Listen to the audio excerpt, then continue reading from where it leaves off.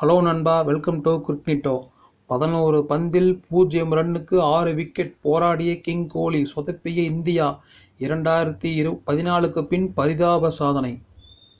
தென்னாப்பிரிக்கா மற்றும் இந்திய கிரிக்கெட் அணிகள் மோதிய இரண்டாவது டெஸ்ட் போட்டி ஜனவரி 3ஆம் தேதி கேப்டன் நகரில் துவங்கியது. அதில் முதல் போட்டியில் இன்னிங்ஸ் வெற்றி பெற்று தங்களுடைய சொந்த மண்ணில் இந்தியாவுக்கு எதிராக ஒரு டெஸ்ட் தொடரில் தோற்காமல் இருந்து வரும் கௌரவத்தை தக்கவைத்துக் கொண்ட தென்னாப்பிரிக்கா டாஸ் வென்று முதலில் பேட்டிங் செய்வதாக அறிவித்தது.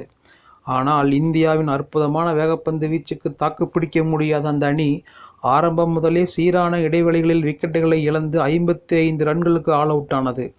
அதன் வாயிலாக டெஸ்ட் கிரிக்கெட்டில் இந்தியாவுக்கு எதிராக குறைந்தபட்ச ஸ்கோர் பதிவு செய்த அணி என்ற மோசமான சாதனை படைத்த தென்னாப்பிரிக்காவுக்கு அதிகபட்சமாக கெயில் வாரின் 15 ரன்கள் எடுத்தார். இந்தியா சார்பில் அதிகபட்சமாக முகமது சிராஜ் 6 விக்கெட்டுகளை எடுத்தார்.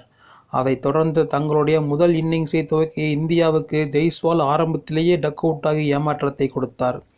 இருப்பினும் இரண்டாவது விக்கெட்டு 55 ரன்கள் பார்ட்னர்ஷிப் அமைத்து ஓரளவுக்கு தாக்குப்பிடித்த கேப்டன் ரோஹித் சர்மாவை 39 ரன்களில் அவுட்டாகிய நன்றே பர்கர் மறுபுறம் சவாலை கொடுத்த கில்லையும் 36 ரன்கள் காலி செய்தார். போதாய குறைக்கு அடுத்து வந்த சிரேயஸ் ஐயரும் அவருடைய வேகத்தில் டக் அவுட் ஆனதால் 110க்கு 4 என இந்தியா தடுமாறியது.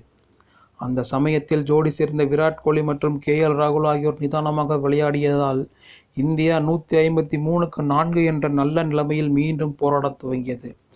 ஆனால் அப்போது ராகுலை 8 ரன்களில் காலி செய்த லுங்கி நிகிடி அடுத்து வந்த ரவீந்திர ஜடேஜாவை டக் அவுட் ஆகி அடுத்ததாக வந்த பும்ராவையும் டக் அவுட் செய்து ஒரே ஓவரில் 3 விக்கெட்டுகள் எடுத்து பெரிய திருப்புமுனையை உண்டாக்கினார். அடுத்த சில ஓவர்களிலேயே விராட் கோலியும் 46 ரன்கள் அவுட்டாக அடுத்ததாக வந்த முகமது சிராஜ், பிரசித் கிருஷ்ணா ஆகியோரும் டக் அவுட் ஆனார்கள்.